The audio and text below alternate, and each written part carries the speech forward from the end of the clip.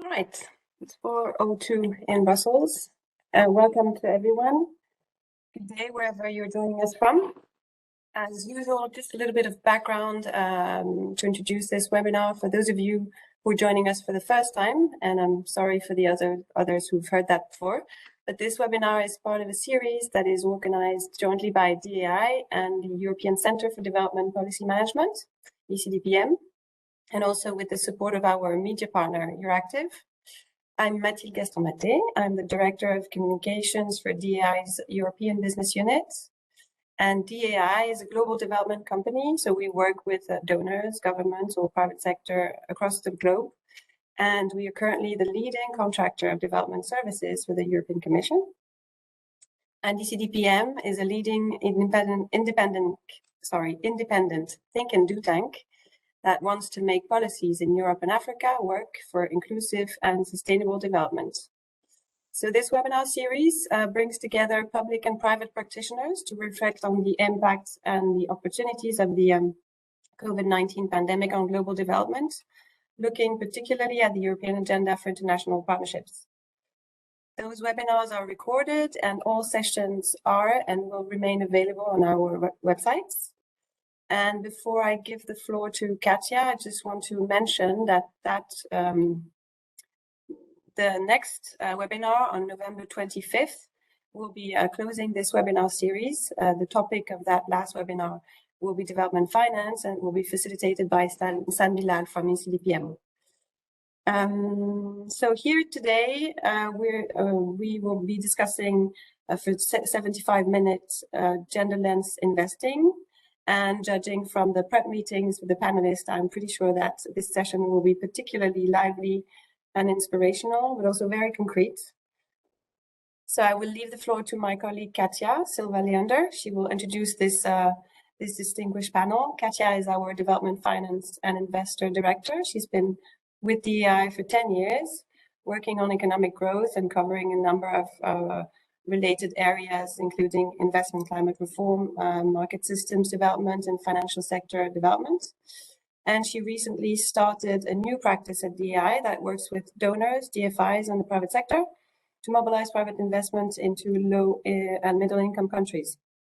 And among other things, she just led an assignment for Proparco to map the gender lens investing ecosystem and to support them in their gender smart investing strategy. So she was definitely the woman of the situation to moderate this panel today.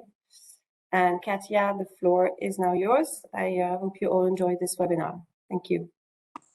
Thank you, Mathilde, and hello, everyone. And welcome to the webinar. So before I introduce my speakers, I just thought I'll give you a bit of context of why are we speaking about gender lens investing today and why is it so important. First of all, women SMEs worldwide face a $320 billion shortfall in access to credit.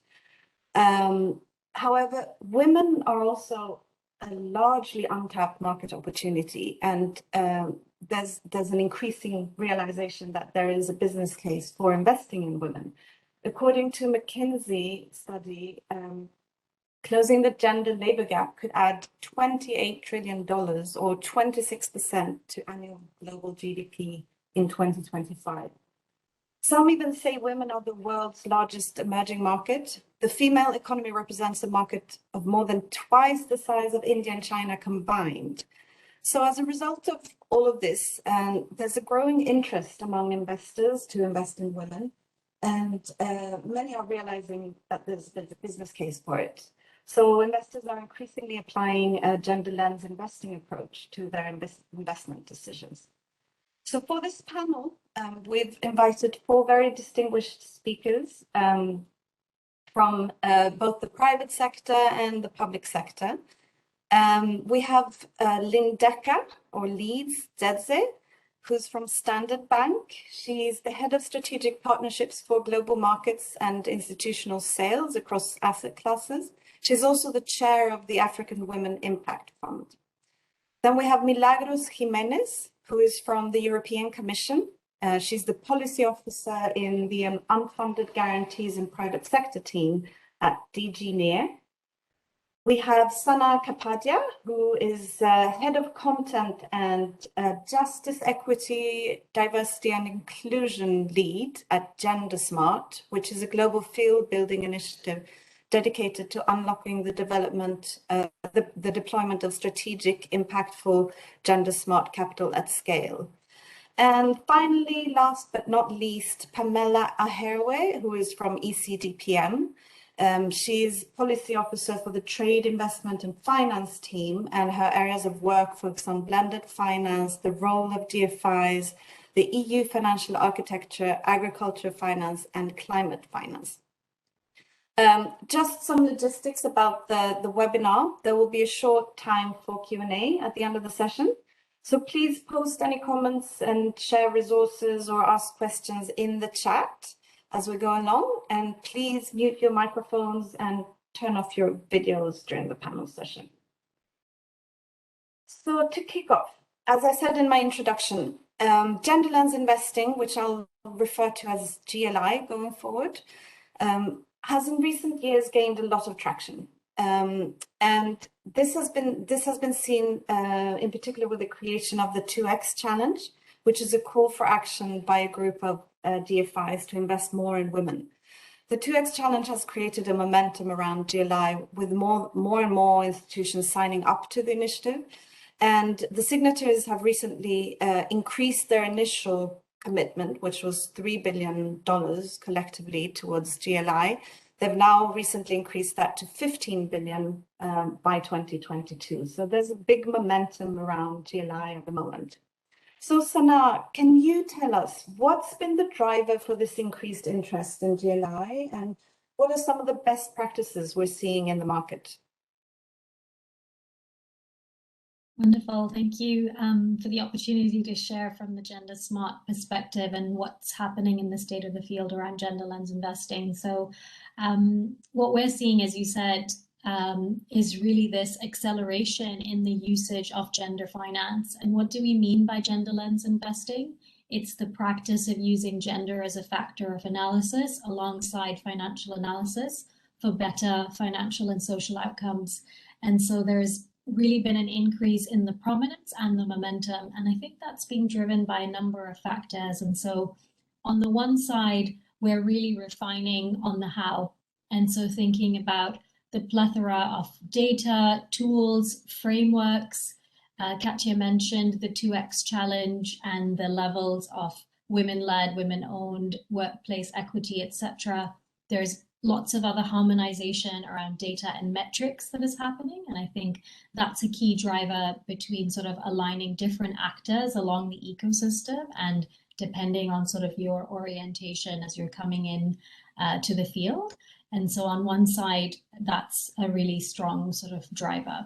I think there's also just an acknowledgement of how far the field has come and, you know, where it's at today. So in terms of some key facts and stats, as of the end of 2020, it's estimated that there's about $11 billion in gender lens investing in public markets. And a big part of that came from, at the back end of last year, a $2.9 billion investment by Japan's largest pension fund in an equity data fund that really boosted that level of public market investment. And there's also just a lot more product out there in terms of both public equities, public debt, and other asset classes that people can invest in. On the private market side, there's also been a real increase in the number of funds and the volume of capital that they're raising. And so there's Gender Smart has a collaboration with Wharton and Catalyst at large around Project Sage that estimated again last year that there's about 5 to 7 billion in management of capital with a gender lens. And that's right now, I think we're tracking over 200 funds. And these are across the world. They're at different stages. They have different investment orientations, but they're really placing gender as a key lens in how these funds are taking off. And so I think there's a lot of momentum in terms of how the field is growing. And as I said, one sort of very strong underpinning factor is just around better harmonization and data. And maybe just to go a little bit deeper on that side and to give you some examples, I think, for instance, of the initiative called G-Search, which is this fantastic collaboration between Alpha Mundi, AHL Venture Partners, Acumen, an academic institute, and their research is coming together to really think through, from the investor perspective and from the entrepreneur perspective, where are the points at which gender impact is being created? Where is the additionality coming from? And so really being able to get more granular as well, I think, is enabling the field to grow and to harmonize more. And absolutely the 2X criteria, the 2X challenge and its uptake has added to that momentum as well. I think if we also look from the development perspective, and if we think back to the Generation Equality Forum a couple of months ago in the summer, about $40 billion were committed to gender equality. And so there's, it's really a movement whose time has come, and there is, yes, absolutely, I'm happy to share any of the resources as well. But this, I think the last 18 months of the pandemic have also really brought to fore the economic crisis, the financial crisis, the climate crisis, and the underlying sort of gendered impacts of that. And so there's new opportunities around climate, around care, around education, health, etc., where, acknowledging that there is a shadow pandemic around gender-based violence that really needs to be acknowledged even from an investment standpoint. And so it really feels like the field is at that place where there's a lot more alignment on what we mean by gender lens investing. And I think the real opportunity, as you were alluding to, Katya, is thinking about this at those multiple levels. So there's, of course, the need and the funding gap to support women-led, women-owned enterprises, but equally so workplace equity, thinking through what an inclusive value chain looks like, where are women along the supply chain, how gender intelligent has the product design been? Is the product and service servicing the needs of women and girls? So it's really thinking through that full spectrum of where a gender lens can apply. And yeah, just coming together in these groups to really collaborate on new product, on new ideas, on new resources and frameworks to then really help us, take it to the next level. And just a final comment here is that I think in the last 2 years also there's been an increasing acknowledgement around the need to be more intersectional in our gender frameworks. And so thinking through what's the intersection around gender and race, gender and ethnicity. And so, yeah, we can get deeper into that. But yeah, I'm just really excited to see how far the field has come. There are so many, amazing collaborators, and the momentum really speaks volumes for itself. Thank you. Thank you, Sana. So to continue from that, as mentioned by Mathilde at the start of the webinar, DAI is currently working with Proparco, the French development bank, on strengthening their GLI strategy.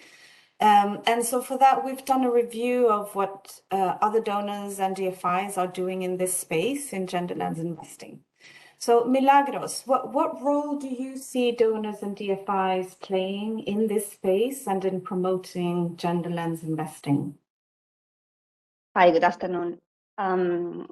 Well, it is widely recognized that women's economic empowerment have a key role for economic growth and competitiveness. However, women in business experience huge challenges that can be attributed to insufficient technical and financial capacities, but also to problems and obstacles in legislation and social norms.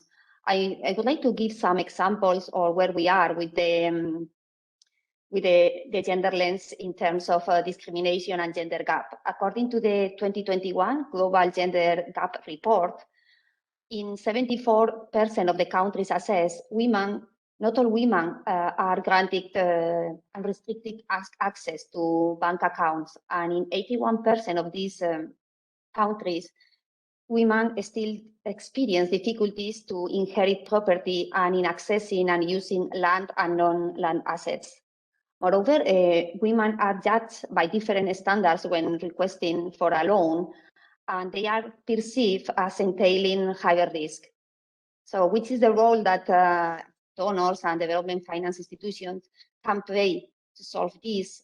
Well, they can play a vital role putting women's rights at the heart of the global economic recovery. And this can be done, for example, by supporting policy frameworks that favors women participation in the labor market, financial inclusion, and women's entrepreneurship, but also supporting and enhancing women technical and entrepreneurial skills.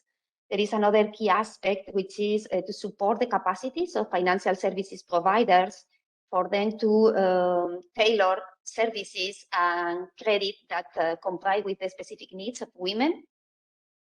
The civil society has also a role to play, fostering women's empowerment, mainly in rural areas and also in areas where there is a huge amount of informal economy. Another key aspect that I want to mention is that we should expand the use of blended finance to scale finance and to make financing flows go into women-led enterprises. What we need is to create market dynamics in order to increase this amount of financial flows going to gender smart investing. In this framework, the role of blended finance is key to mitigate the risk and to unlock smart capital at scale. I would like now to introduce some of the instruments that the European Commission is deploying to support inclusive economic growth and financial inclusion. We started to work with blended finance in 2008, and since then, we have increased the use of our financial instruments. In 2017, we launched the European Fund for Sustainable Development, EFSD, which guarantee capacity of 1.5 billion to support private sector investment. For the period 2021-2027, which is the current multi-financial framework, we have a new instrument called Neighborhood Development and International Cooperation Instrument, also known as Global Europe, that will deploy the biggest share of external action funds, with a global amount of 80 billion, of which 19 billion will be allocated to the neighborhood. This will be our main instrument to deploy our support.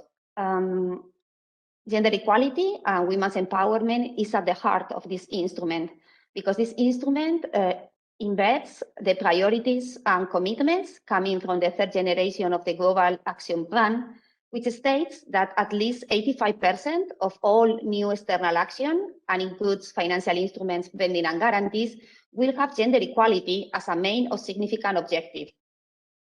So we are working hard now in order to implement and to do the programming of this instrument, because under the Global Europe, we have an expanded capacity of unfunded guarantees.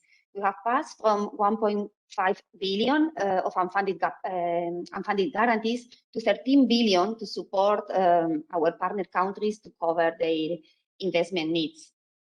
Moreover, we are also now working in the development of a new results framework for the EFSD. And we are working in the intervention logic to further mainstreaming gender in blending and guarantees. This is one of the priorities that we are working now.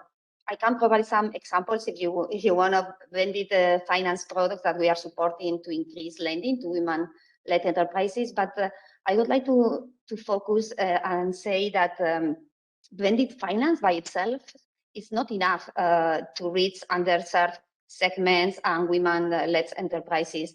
We need to work and to reinforce the capacities of the partner financial institutions and central authorities, and to increase policy dialogue with governments in order to remove the obstacles and barriers that are preventing women from access to markets. I'm going to finish with an example of a gender-supported policy framework in Egypt, supported by the European Commission, where we are working with the Central Bank of Egypt in order to develop the national financial inclusion strategy, which factor in gender.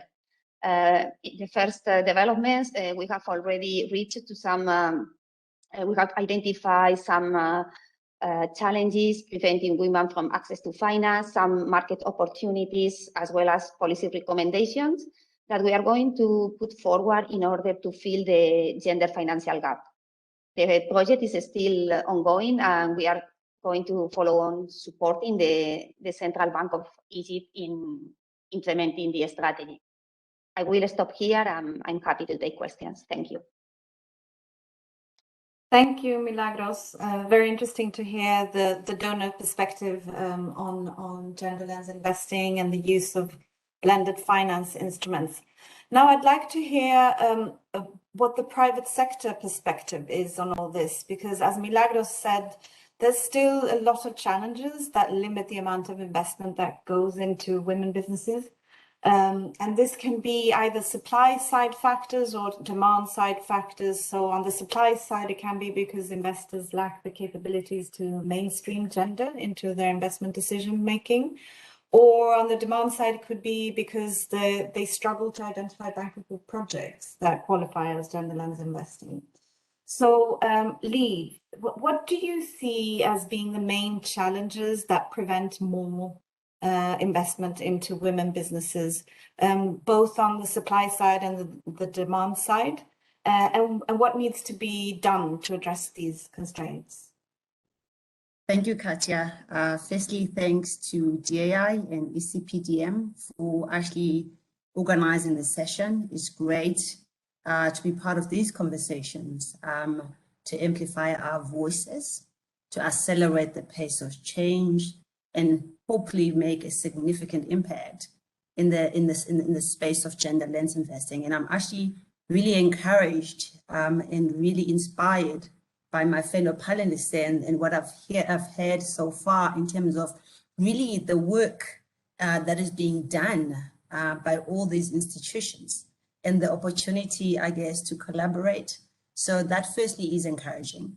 And the second part for me is, in fact, both panelists that have come before me have touched on most of these areas. I think starting with just looking at ourselves here, obviously women talking about this, I think we are the choir, and I think we need to invite the men because I don't think we are the challenge. I think representation is one. I'm going to touch on some that have not been touched on. If you look at the world currently, only 6% of CEO positions are occupied by men, by women. 3% in the C-suite space are occupied by women. That is why the current gender narrative persists. And I think for me, it speaks to either a cognitive bias that reinforces the stereotype. And I think that also speaks to the decisions in terms of allocating capital. You know, whether you're talking about women-led enterprises or you're talking about fund managers. And I think that has to change. And I don't think this is a unique to myself, because I believe it's our personal journeys, our personal stories. And for a lot of people in the audience, and from where I come from in the continent of Africa, and there's a lot more of that. If I look at financial institutions and why I actually I'm in this space and talking to you, I think this is a topic and work that has to be mainstream. It's got to be part of who we are as businesses and part of, I guess, the strategy, the agenda that is carried from the top. If you look at our work as businesses, we lend to women. We do everything that we do with women as part of society. That's one. So I think when you start about looking as to some of the challenges that have not been mentioned, when you're talking about representation, starting at the top, and I think when you start talking about the capital allocators, I mean, I look at the continent now, only 6% of funds are managed by women.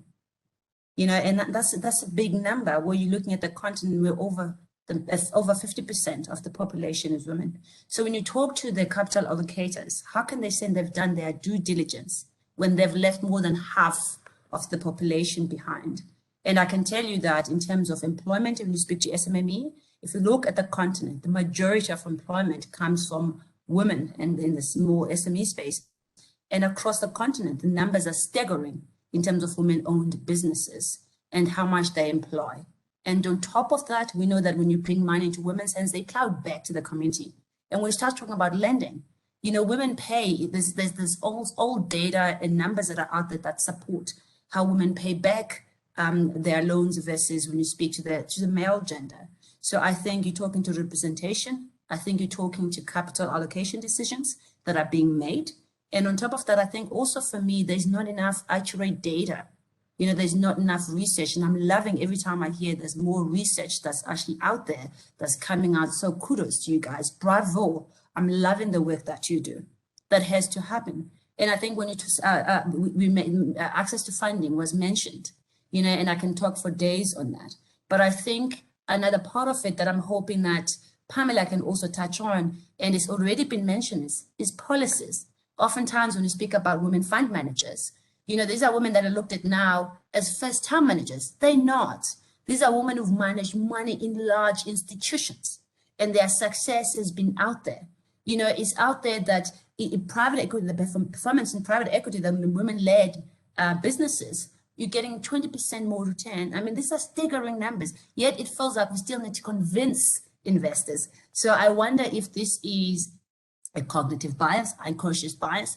There is a challenge there. And I think for me, it speaks to representation a lot, because if we're on the table making those decisions, it's something that we are all cognizant of. You know, when you talk about ESG, I know that most institutions will look at, you know, your governance, will look at your ESG, your environmental factors before they even look at your financial performance.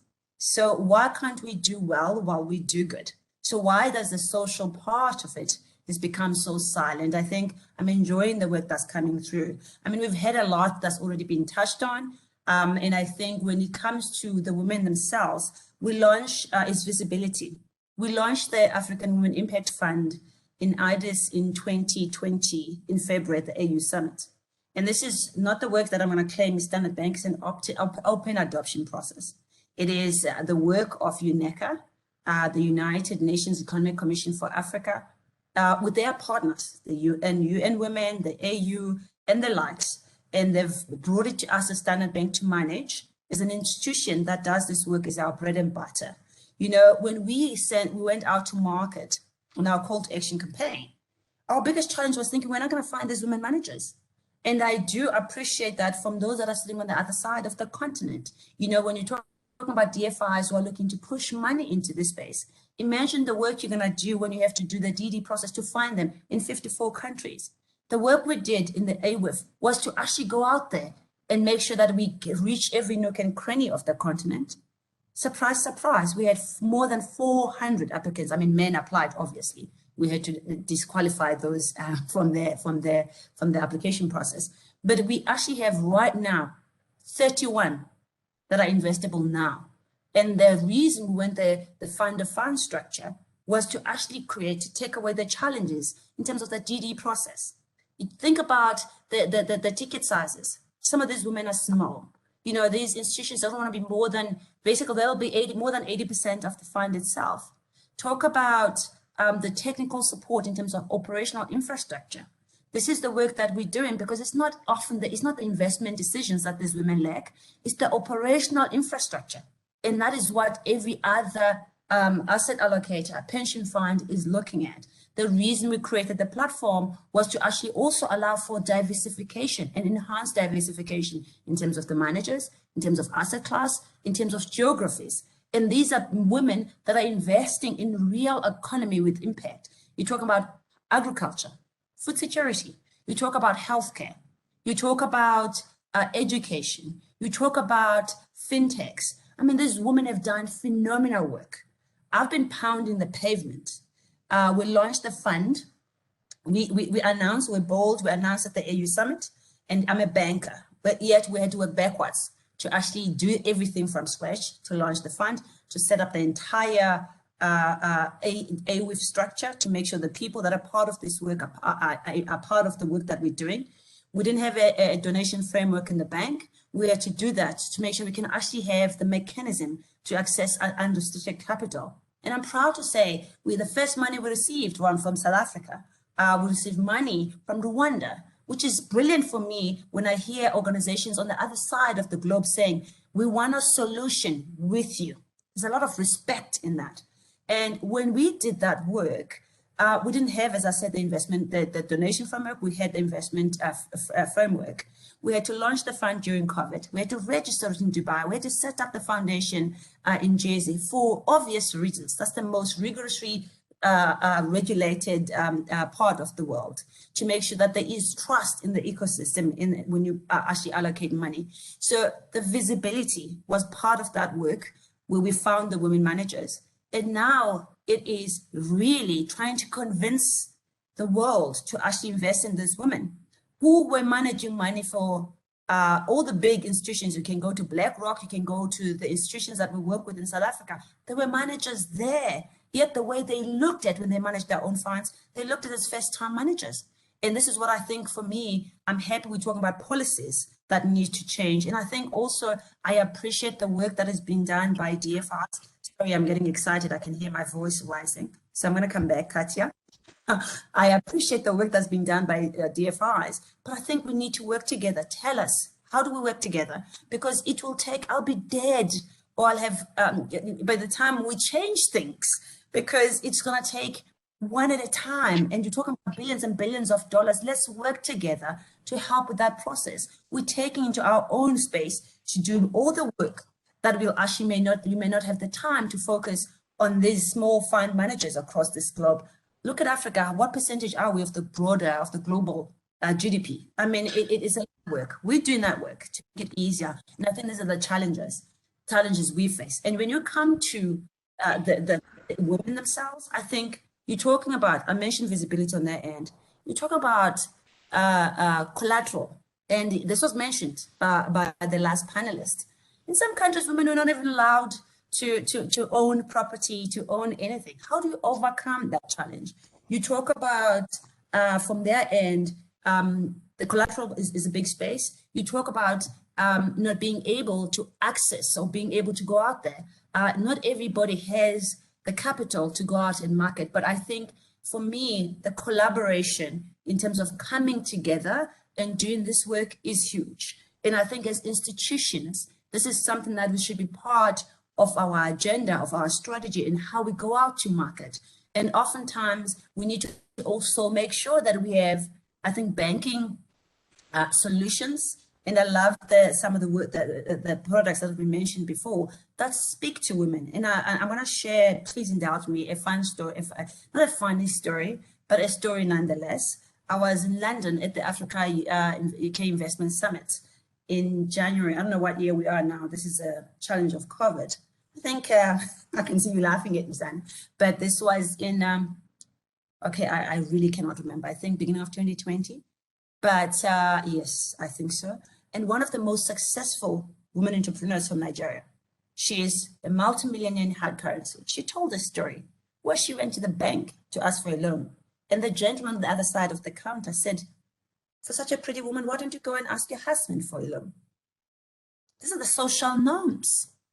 You know, we laugh, but this is the reality today.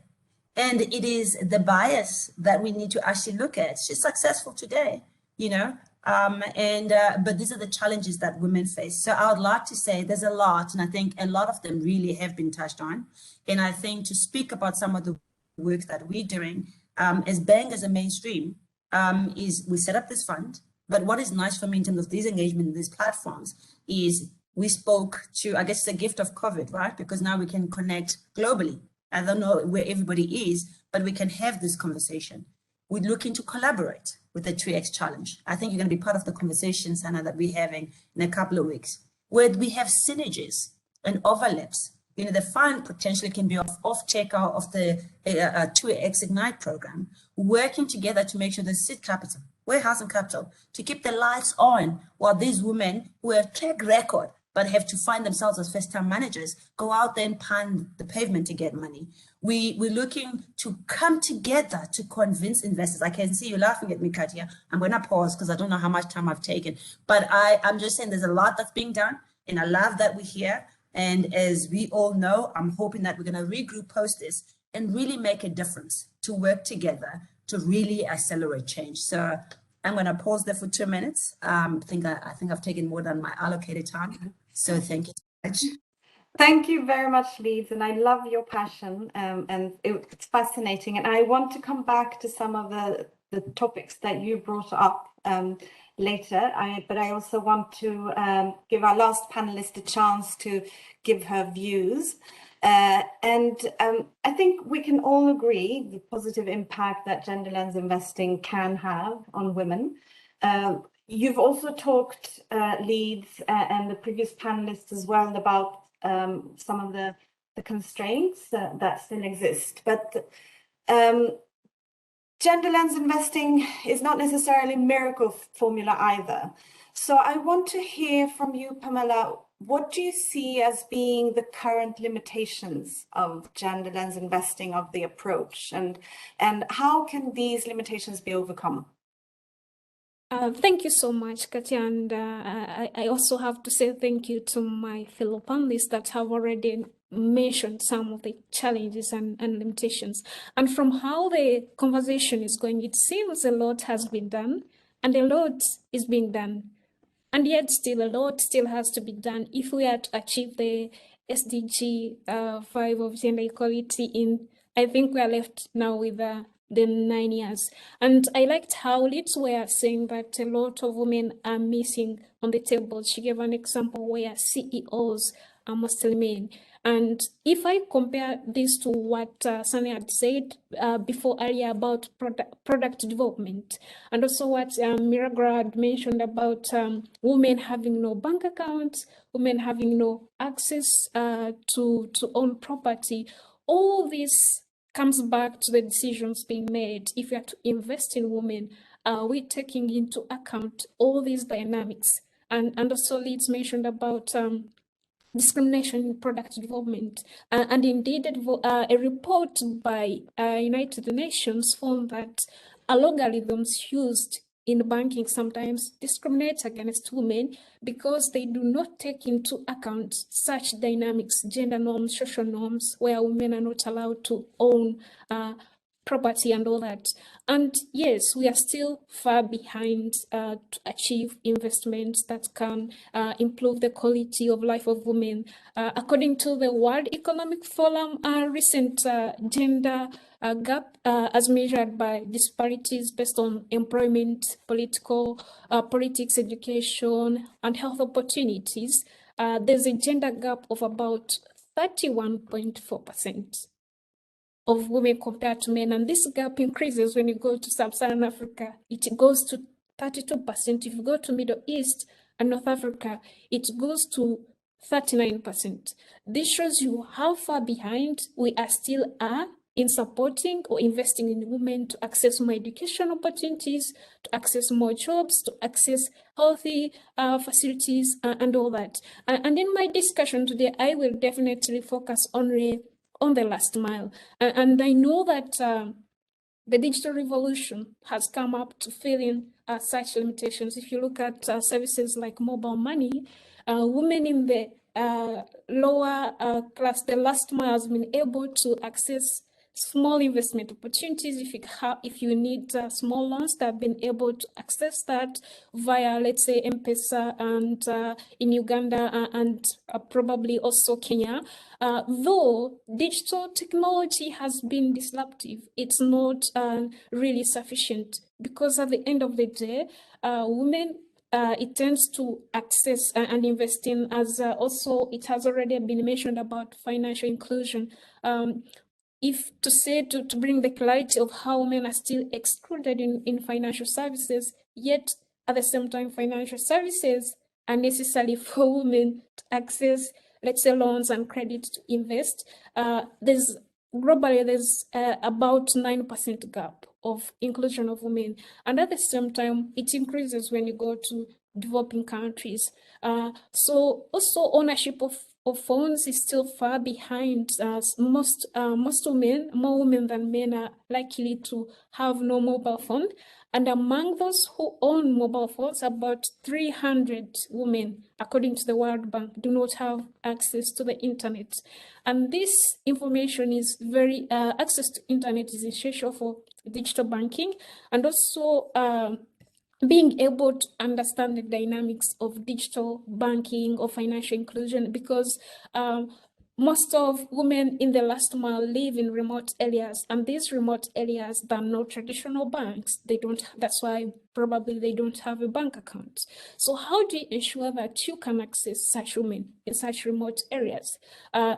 Digital solutions would work, but still there's a lot of other limitations. I know it's really a widely underlooked limitation, but also language barrier could be limiting the extent to which gender investment can really engage women in the last mile. Mostly when we have a mobile phone and we're able to read French, we're able to understand English, it's very easy to forget that in an African continent, there's hundreds of languages and the hundreds of people who cannot speak English, who cannot speak French. And yet, most mobile services, even mobile phone, even banking services, are provided in those languages. So if they cannot understand such opportunities, such language in which such services are provided, then it is likely that they may not even be aware of where these investment opportunities lie. And going back to the international or to small scale and medium, as Katia already mentioned, that there's an estimated gap of 320 billion annually. So how do we make sure that we target these women? It's a limitation. A lot has been mentioned already about lacking bank accounts and all that. But still, we need to realize that there could be inefficiencies in the banking model of development finance institutions. It's an old argument that they cannot find bankable projects, and that's true. But at the same time, the model, the financing model or the financing mandate is to target people in most vulnerable countries and most in need. If that's mostly that's what you will find development finance institutions aiming at.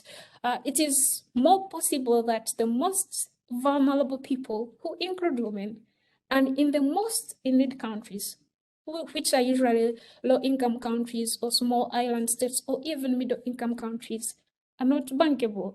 So what we do, because there's a common argument, we have too much money, but we cannot find people to invest in or what projects to invest in.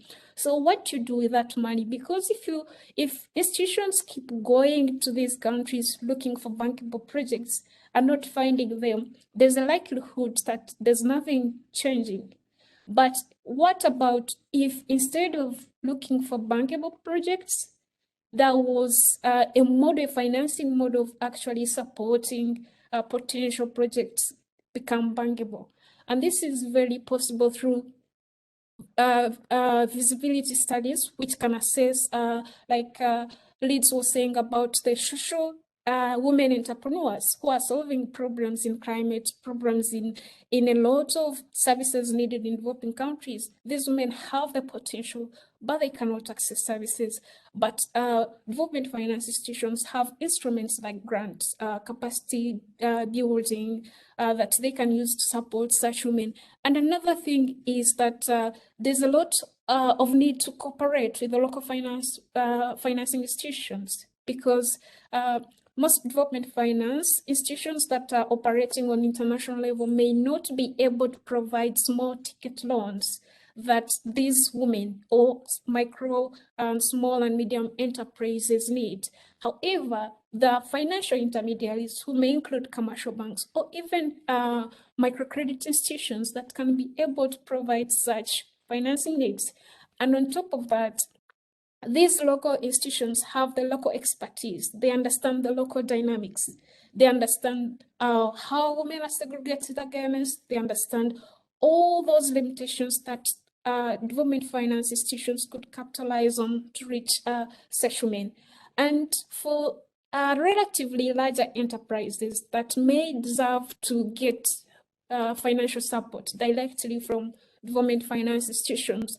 I remember we had a discussion with some of the social entrepreneurs who mentioned that most of the requirements, especially in Europe, are a bit Eurocentric because they are required to fulfill all the SG requirements, but according to the European standards.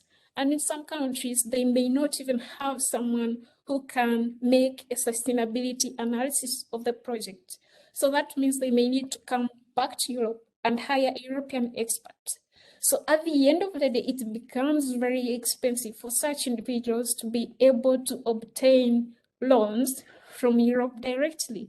So I think there's also need to change the investment needs to fit the local context of developing countries. If it is ESG standards, let it fit the context of a country in which a project is being supported.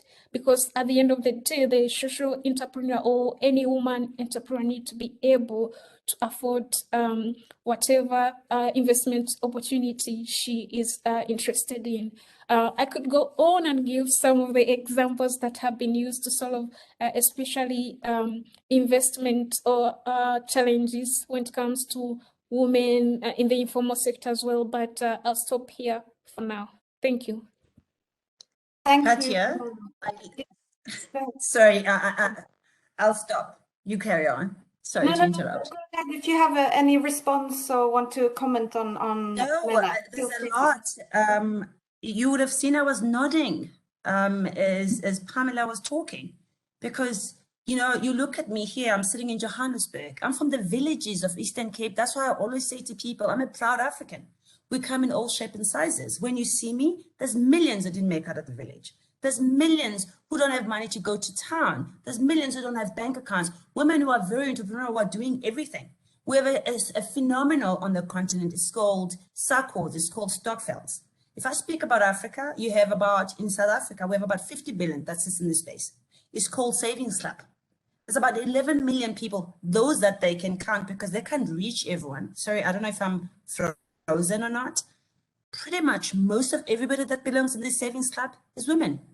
It's not your norm. And this is something that may be missed by development institutions when you come from afar. And I like when Pamela said, please work with us. And this is for me the big role and why I'm passionate about this and why I sit within the bank. Because we have the operational infrastructure on the continent. We spent in over 20 countries, suitcase bank, real operational infrastructure. We have close relationship with the central banks. We have close regulators. We have with the corporates. We have close relations with buy-side institutions. This is where we actually cooperate, collaboratively do work together. And when you talk about the micro loans, when you talk about the ticket sizes, all this is work where we can work with DFIs to actually lend cheaper to women in the amounts that actually they can access.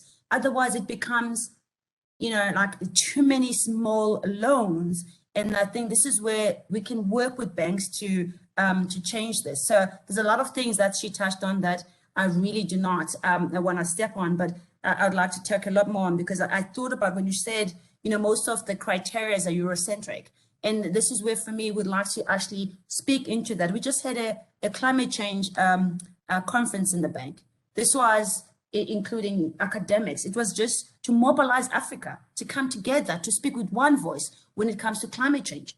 We're not in the same WhatsApp group as the developed world, but we will be told what we'll be doing. We will be given criteria that may not speak to our own challenges.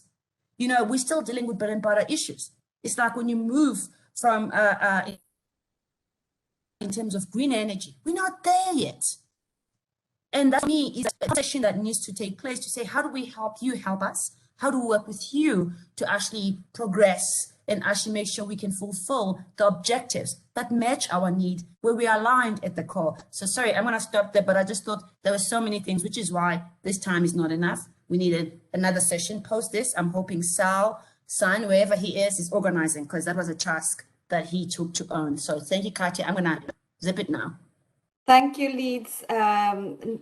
Really interesting, everything. And feel free, all the other panelists as well, to jump in if you have any comments or if you want to respond to any of the other panelists' discussions.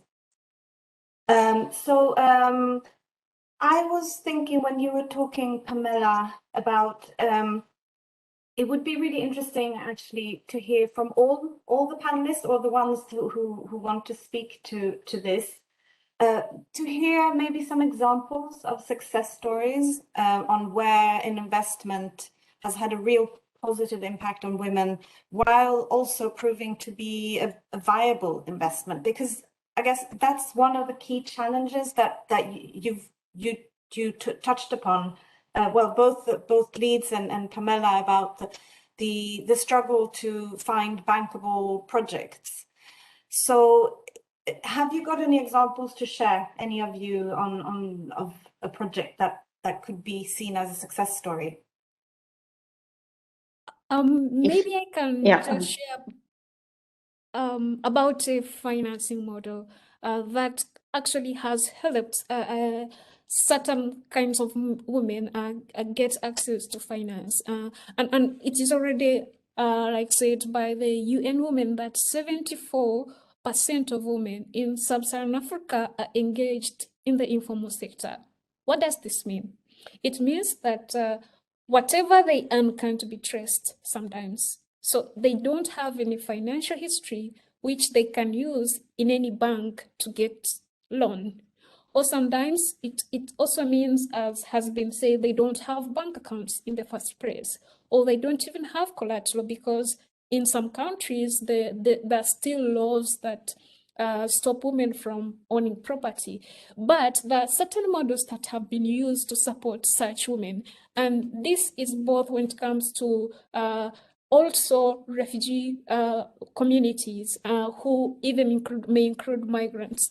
For instance, there's the Black model, which has also been implemented by UNHCR through the Poverty Alleviation Coalition. And as Leeds has already said, women in villages have circles. They have also roscas. They serve, in Uganda, they call them box. They always save in a box money, and then after a certain period, they open the box and share whatever they have been saving. So such women have developed relations with each other, which helped it become social capital. So what a microfinance institution like Black does is to capitalize on such social network and give loans to groups of women. And these loans can be shared among the groups of women to carry out any investment projects. But at the end of the day, the social capital acts as collateral. So women are able to act as guarantee against each other. They're able to use money to invest while being able to repay it back when the time comes. And I think such model can be replicated, especially to create investment in among the last mile, among women who don't own any property, among women who are trying to start the micro, very small businesses as a way of earning a living. And maybe I'll stop here in case any of my fellow panelists has an example also. Thank you. If I may, thank you. I would like to provide an example of a blended project supported by the European Commission. We are not direct implementing actors. We work always through development finance institutions or multilateral development banks. So this is the case of a project where the European Bank for Reconstruction and Development is on the lead. It's a project called Women in Business, which we are supporting in the neighborhood south and in the neighborhood east. And we are covering we are incentivizing the partner financial institutions to further lend to woman-led enterprises while covering the potential losses with a guarantee. And we are using the guarantee on the one hand, and in the other hand, we are using technical assistance to inside PFIs, partner financial institutions, to develop and to tailor services and products that are suitable and adaptable to the specific needs of women-led enterprises. It's a case of blended finance, but there are other examples now with the unfunded guarantees. We are also, because it was mentioned, the case for migrants and refugees and the difficulties to access to credit. We have also a guarantee under the European Fund for Sustainable Development called NASIRA, which tend to cover the potential losses of these loans that are addressed to vulnerable groups. And we are deploying this instrument mainly in the Middle East, but it's also covering other regions. Thank you. Maybe I'll jump in with a very quick example, which is really talking about the intersection then of gender and climate, for instance. And so there's a 2x investment made, I think, late last year, early this year, the Responsibility Climate Fund. And their sort of orientation at the level at which they came in is really good quality jobs. And so thinking through, as I mentioned, like, where is the gender lens being applied across workplace equity, women in leadership, and the associated flexible policies, like what's the policy around care, for instance. And so also built into that, I think, speaking about different types of capital, is where has technical assistance been used as part of those programs, and thinking through the need for wraparound business advisory services. So it's the capital and there's many more in the toolkit that we can share around care and other sectors, but that was just one that came off the top of my mind. And Pamela, I just wanted to double click on what you said around the local contextualization. I think that's so critical going forward too, and really like making sure that it's contextually relevant, it's by the people, it's, you know, reflects the voices of the communities that we're trying to serve, not just the allocators. And that very representative approach is really where the field is moving next. So thank you for the examples there too. Thank you. Moving on to a related area, we haven't talked about the elephant in the room, COVID-19.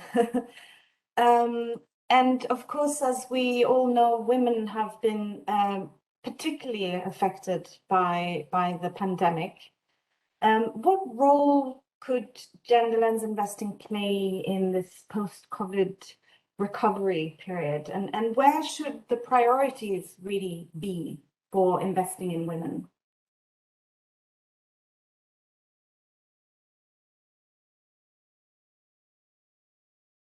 If I may come in,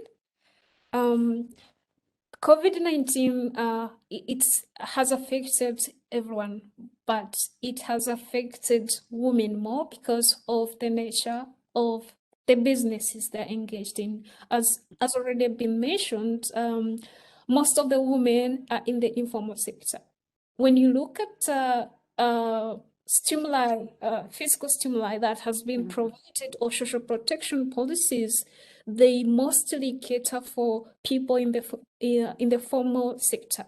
So a lot of policies intention automatically exclude women from benefiting from them.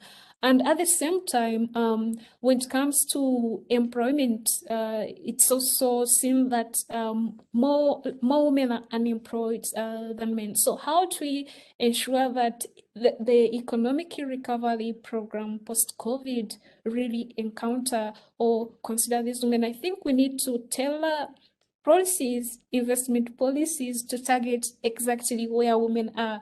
We already know where they are in the informal sector. We already know that some actually have been employed in hospitality services, tourism, hotel management, and all that. And these still are the sectors that have been affected the most.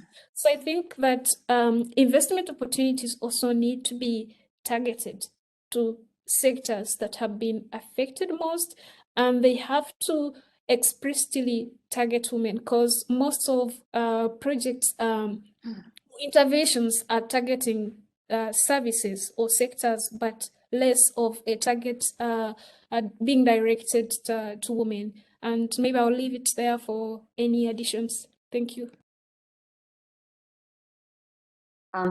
If I may, Yeah, just to complement to what Pamela was saying, I think that also the key for the recovery is inclusiveness and sustainability in the long term. We have to focus also investment in the green and digital transformation, but it has to be inclusive and to address the inequalities to ensure a just transition that leaves no one behind. A lot can be done in the digital economy. There are a lot of challenges there, but applying innovative approaches, including financial technology and digital payments, can open new ways for SME finance. And also now there are much more women owning mobile phones that can be a way to get into the financial services through this digital finance. And I want to mention also that the pandemic has also re-emphasized the need for resilient and sustainable care systems. So much more has to be done in this care economy. So investment in the care economy can prove to be a social investment infrastructure with returns, high returns for the economy, but also for the society. So we have also to think about all this care economy and the role in the gender equality and how tackling this area, we could face some of the challenges that prevent women from access to work. Thank you. Oh, thank you. So I want to open up to our audience actually for any questions you might have to our panelists. So feel free to put in the chat any questions you have, and then we'll try to direct them either to all the panelists or any specific panelist. So I'll let the audience start posting some questions, and I'll maybe lead with another question for me, and then hopefully we'll get some more through the chat. I wanted to ask you, Sana, because you were talking about harmonization of standards, which is a really important topic as part of gender lens investing and as part of ESG topic in general. Where do you see the challenges lying? First of all, what are the challenges for investors and for investees in the lack of harmonization of standards? And also what needs to be done? Where do you see this moving towards so that it can increase more gender lens investing? Yeah, absolutely. Thank you. I mean, I think that maybe we start with the positives, and the fact is that there's a plethora of tools and frameworks today that didn't even exist 5 or 10 years ago. So I think that's just a testament to how far we've come. I think though, as the field matures, there is this call for greater specificity. So thinking about the intersection around, as I said, gender and climate, or gender and care, or gender and healthcare. This need to be more nuanced, locally relevant, and specific in frameworks is one of the challenges that I think the field is trying to overcome. And then particularly as we're wrapping our heads in the past 18 months, there's been, particularly in North America, a racial reckoning and really thinking about racial equity and social justice. Given the complexity of that topic in a global context, how can you really harmonize on various forms of lived diverse experience when they mean different things depending on your orientation? So as intersectionality and that rigor deepens, I think these are areas that the frameworks need to develop further. And then of course there's complexity around whether you're in public markets, private markets, whether you're finance first, impact first. And so your entry point, I think, is where there's a need to get more specific. And just a shout out to the likes of, for example, on the impact investing side, the Global Impact Investing Network and their IRIS Plus standards have already done some harmonization with the 2X and the Impact Management Project. And now they have a racial equity theme. So I think seeing those, like that funnel getting even more specific, is very encouraging, and I think where we're going to keep seeing more effort. And field building needs to be invested in as well, right? So you need the underlying infrastructure to be supported in order for these things to come out too. So thank you. Mathilde, I don't think I've seen any questions from the audience yet. Oh, we have one, do we? We have two, actually. Yes, all right. So I'll take the first one. So how can we secure the growth of gender lens investing? Who is the most important actor? Who wants to answer that?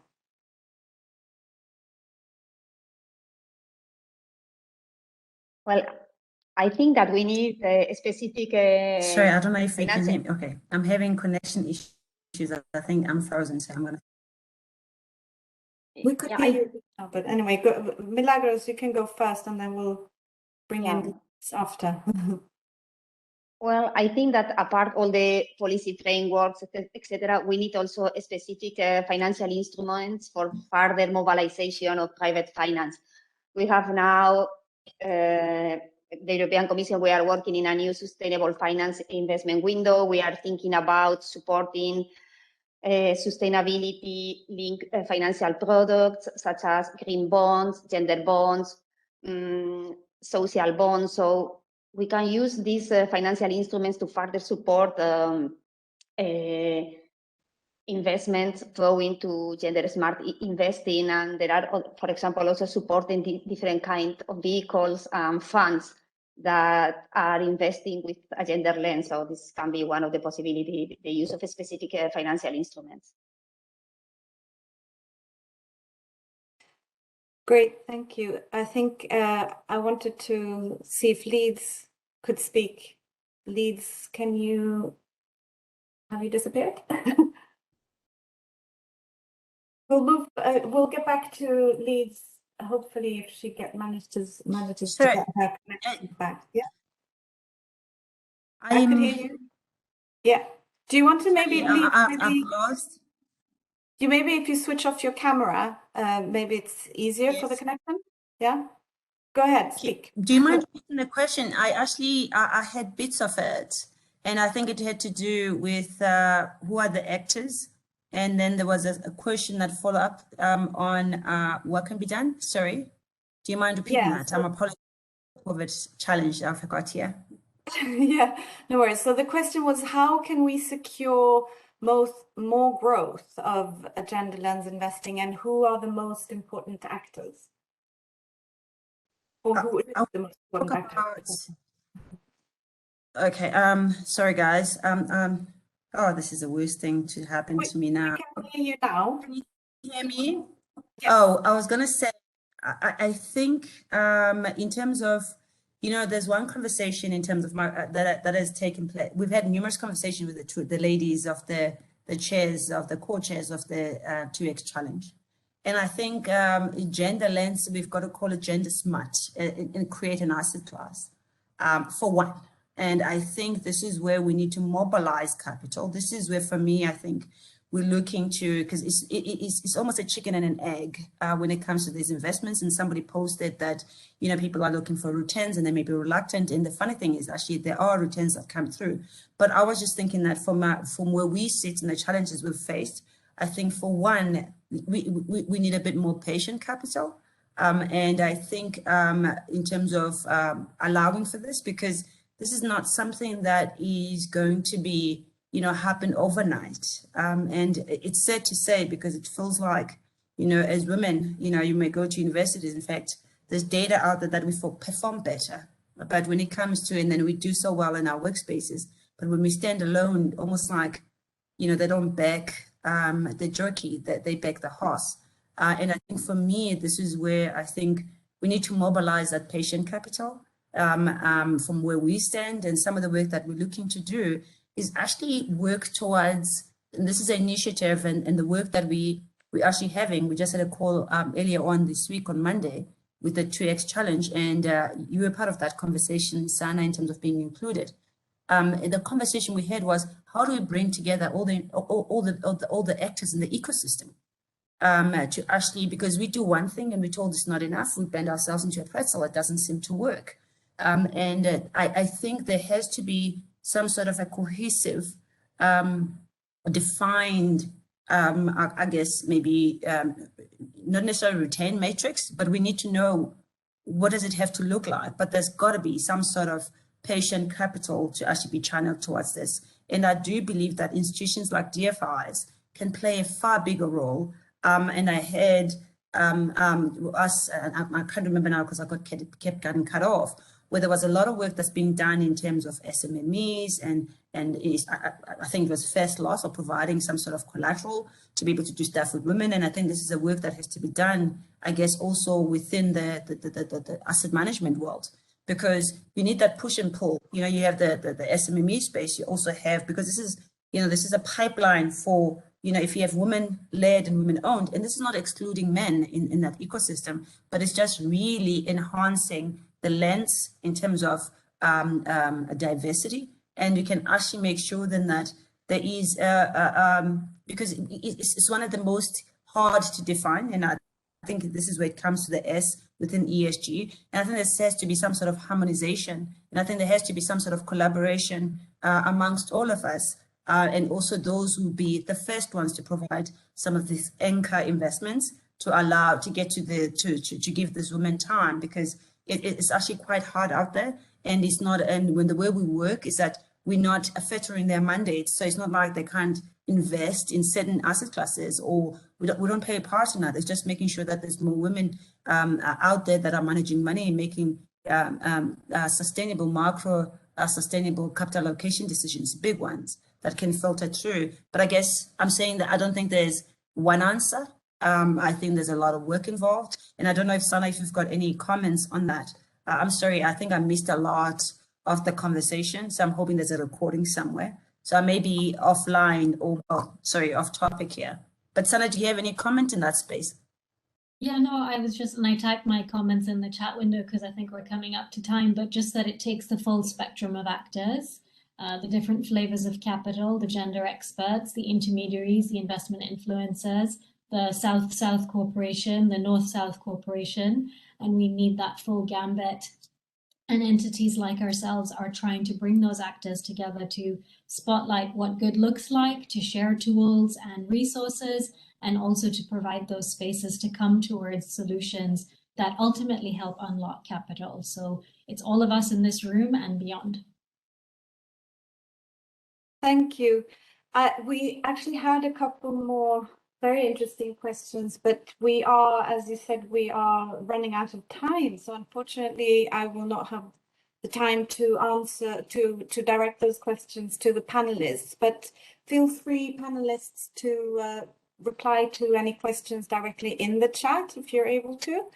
And I just wanted to make some concluding remarks. I want to thank my panelists for a really interesting discussion and Leeds, even though you had some technical problems, I think you managed to get through a lot of very interesting and fascinating messages.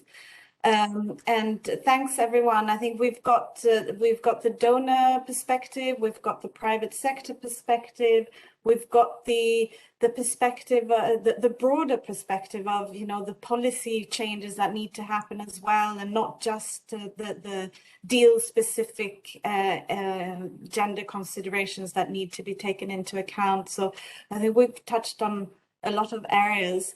Thanks everyone, thanks the audience for some interesting questions, and I hope we can continue this debate going forward, particularly what you were saying about how the donors and DFIs need to work closely hand in hand with private sector to make sure that more investment can happen in this space and benefit women. Thanks everyone, have a nice day. Thank you. Thank you. Bye. Thank you. Everybody.